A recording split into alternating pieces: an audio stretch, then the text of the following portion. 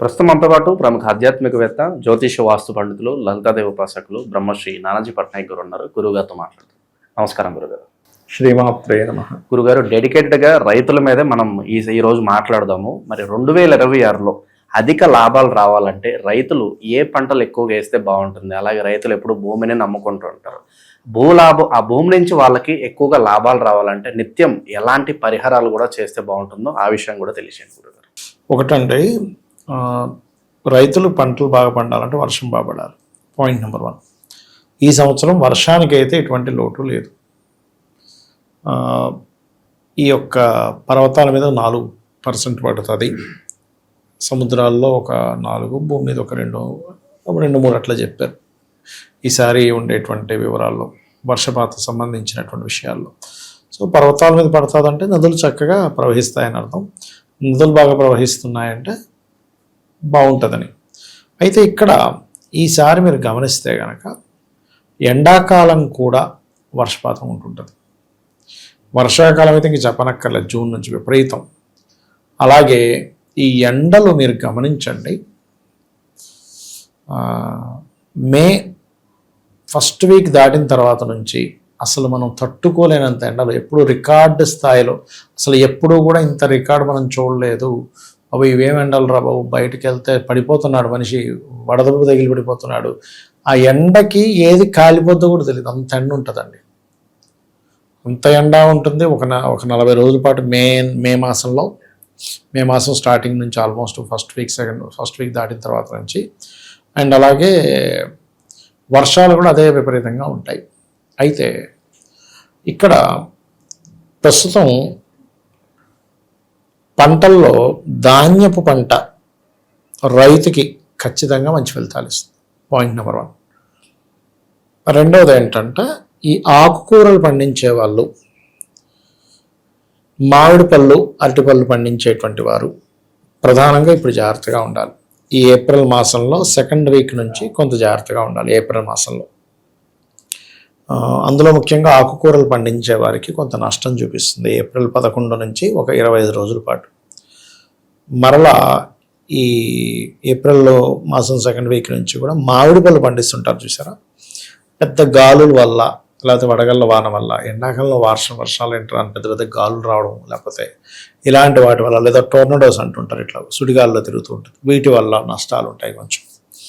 ఇది కొద్దిగా చూసుకోవాలి. కేవలం ఇది ఒకటే కాకుండా మనకి ఈ శనికుజులు మీనరాశిలో కలిసి ఉన్నందుకు ఈ నదులు పొంగడం, సముద్రాలు పొంగడం, మరియు అదేవిధంగా ఈ మామిడి పళ్ళు, అరటిపళ్ళు అవి విదేశాలకు కొంతమంది ఎక్స్పోర్ట్ చేస్తుంటారు.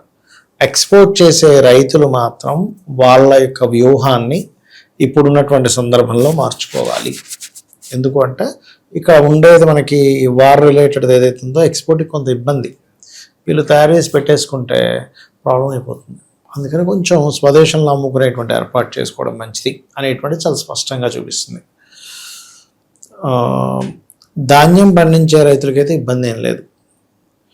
అందులో ఈ పెసరపప్పు సంబంధించినటువంటి విషయంలో ఈ ఏప్రిల్ 11 నుంచి ఒక 25 రోజుల పాటు మాత్రం కొంచెం జాగ్రత్తగా ఉండాలి.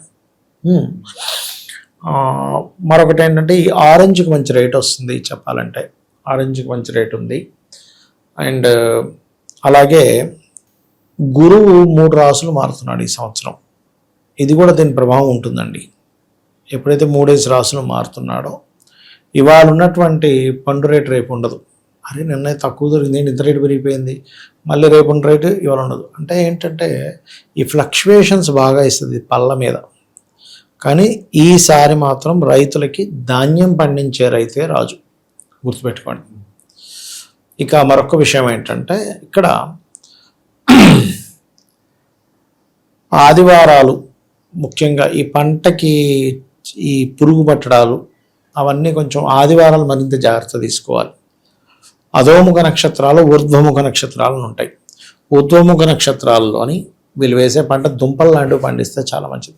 అధోముఖ నక్షత్రాలు పైన ఉండేవి, భూమికి లోపల కొన్ని పండుతాయి, బయటకు కొన్ని పండుతాయి, అలాంటివి. అలాగే ఎప్పుడైనా రైతుకి ఒకటి గుర్తుపెట్టుకోవాల్సింది ఏంటంటే, వాళ్ళు ఎటువంటి పంట అయినా ఎటువంటి నాటైనా రోహిణీ నక్షత్రంలో వేస్తే చాలా మంచిది, గుర్తుపెట్టుకోండి. ఎందుకంటే పంట నాటు వేసే సమయం చాలా ముఖ్యమైనటువంటిది. మీరు చూడండి, ఒక్కోసారి రైతులందరూ నష్టపోయారు కానీ ఈయన నష్టపోలేదు, ఎందుకో ఈయన ముందు రోజు కోసేయండి కోత అంటాం. అదే అదృష్టం, మనకు ఆ బుద్ధి అలా చేసేలా చేస్తుంది. దీనికి ప్రధానంగా అనుష్ఠానం ఎవరిని చేయాలంటే అన్నపూర్ణాదేవిని చేయాలి. ఎక్కువగా రైతులు అన్నపూర్ణ అష్టకం కనుక చదువుకుంటే అమ్మవారే దగ్గరుండి పంటను జాగ్రత్తగా చూసుకుని మనకు వచ్చేలా చూస్తుంది. ఎందుకంటే మనకి వేరే వృత్తులు అన్నిటికీ వాళ్ళకంత ఎమోషన్ ఉంటుందో ఉండదో కానీ కొంతమందికి ఉంటుందో ఉండదో అని చెప్పట్లేదు. పంట విషయం దగ్గరకు వచ్చేసరికి రైతుకి తన సొంత బిడ్డను చూసుకునే ఫీలింగ్ వస్తుంది. ఆ పండును చూస్తుంటే అదేదో ఒక ఫేస్ని చూసిన ఫీలింగు, ఒక పంట చేనుని చూస్తుంటే అదేదో చిన్నపిల్లలను చూసిన ఫీలింగ్ వస్తుంది. అందుకే రైతుకి డబ్బు కంటే కూడా పంట పాడైతే ఎక్కువ బాధపడతాడు. కాబట్టి రైతులందరూ ఈ సూత్రాన్ని పాటిస్తూ ముఖ్యంగా ధాన్యం మీద ఎక్కువగా పెట్టడం మంచిది. ఎందుకంటే ధాన్యానికి మంచి రేటు ఉంది. ఇది ప్రధానంగా వీళ్ళు గుర్తుపెట్టుకోవాల్సిన అంశం. ఇక పచ్చటి భూముల కంటే కూడా నల్లరేగడి భూముల్లో బాగా పంటలు పండుతాయి ఈసారి చెప్పాలంటే. పచ్చడి భూముల వల్ల ఇంకా ఇబ్బంది వస్తూ ఉంటుంది. ఓకే, అండ్ మరలా నవంబర్ డిసెంబర్ అయిపోగానే అదేదో సడన్గా అసలు ఒక్కసారిగా అంత కాలం అంతా మారిపోయినట్టుగా చాలా డిఫరెంట్ ఇది మారుతుంది ఈ సంవత్సరం. మీరు అంటే ఈ సంవత్సరం రెండూ కూడా అంటే ఇది అగ్ని సంబంధించినటువంటిది, జల సంబంధించినటువంటివి ఎప్పుడూ చూడనంత రికార్డ్ స్థాయిలో వస్తాయి. కాబట్టి దీన్ని దృష్టిలో పెట్టుకొని రైతులు ఓకే ఇక్కడ ఎక్కువ ఎన్నుంటే మంచిది కాదు అనుకునేటువంటి విషయంలో కొంత జాగ్రత్త పడాలి మే తర్వాత నుంచి. అదేవిధంగా మే వరకు, మే తర్వాత నుంచి మే వరకు, మే జూన్ వరకు ఆల్మోస్ట్ మే తర్వాత నుంచి విపరీతమైన వర్షాలు పడతాయని చెప్పుకున్నాం కదా. ఇది ఎక్కువ వర్షం వస్తే ఈ పంటకు మంచిది కాదు అనుకునేటువంటివి కొంచెం జాగ్రత్తగా చూసుకోవాలి. ఈ జాగ్రత్తలు చూసుకుంటూ అన్నపూర్ణ అష్టకం చదువుకుంటూ ఉన్నట్లయితే బాగుంటుంది. స్టార్టింగ్లో ఇప్పుడు మనకి మే 12 వరకు ఈ వంకాయ పండించే వారికి కొంత నష్టం ఉంటుంది, గుర్తుపెట్టుకోండి. మిర్చికి మే 12 నుంచి 45 రోజుల పాటు విపరీతమైన గిరాకీ పెరుగుతుంది మిర్చికి. అదేవిధంగా మన ఏమంటారు మిరియాలు, ఘాటు వస్తువులు, ఘాటు కారానికి సంబంధించినటువంటి వస్తువులకి మే 12 నుంచి మంచి గిరాకీ ఉంటుంది చెప్పాలంటే. అండ్ కాస్ట్లీ ఐటమ్స్ ఏవైతే ఉంటాయో అవి కూడా కాస్త మిడిల్ ఆఫ్ ది ఏప్రిల్ నుంచి మిడిల్ ఆఫ్ ది మే వరకు కొంచెం మనకి కాస్ట్లీ పళ్ళు ఉంటాయి కొన్ని అందంగా ఉండేవి. అవి అలాంటి వాటికి మంచి యోగం ఉంది, ఎందుకంటే శుక్రుడు తన స్వక్షేత్రంలోకి వెళ్తున్నాడు కాబట్టి. సో ఈ వీలైనంత మట్టుకు అధిక అంటే వర్షాలు పడవనేటువంటిది అయితే ఎక్కడా లేదు ఈ సంవత్సరం. బ్రహ్మాండంగా ఉంది, ఎందుకంటే మనకు నవనాయకుల్లో చంద్రుడు మేఘాధిపతి అయ్యాడు కాబట్టి మంచి మేఘాలు బాగా వస్తాయి, దానిలో ఎటువంటి సందేహం లేదు అనేటువంటిది బలంగా చూపిస్తుంది. భవిష్యత్తులో ఫార్మింగ్కి డిమాండ్ ఏ విధంగా ఉండబోతుంది? చాలా ఎక్కువగా ఉంటుందండి, చాలా ఎక్కువగా ఉంటుంది ఫార్మింగ్కి. అసలు మనం ఎప్పుడు మాట్లాడుతుంటాం రైతే వెన్నెముక్క, అసలు వెన్నెముక్కను మనం చూస్తాం. ఎందుకంటే మనం ఆల్రెడీ గతంలో కూడా చెప్పుకున్నాం, ఒరాకిల్ గురించి మనం వీడియో చేసి సొంతంగా ఏదైనా చేసుకోవాలి. ఆ రకంగా చాలామంది ఫార్మర్స్గా మారుతారు ఈ సాఫ్ట్వేర్స్ వీటి వల్ల. భూములను లీజుకి తీసుకొని అయినా సరే వాళ్ళని నడిపించి ఇదేదో బాగుందిరా బాబు అక్కడ అంత టెన్షన్ పడే కంటే కూడా ఇది ప్రశాంతంగా మనం ఒకసారి పెట్టామా.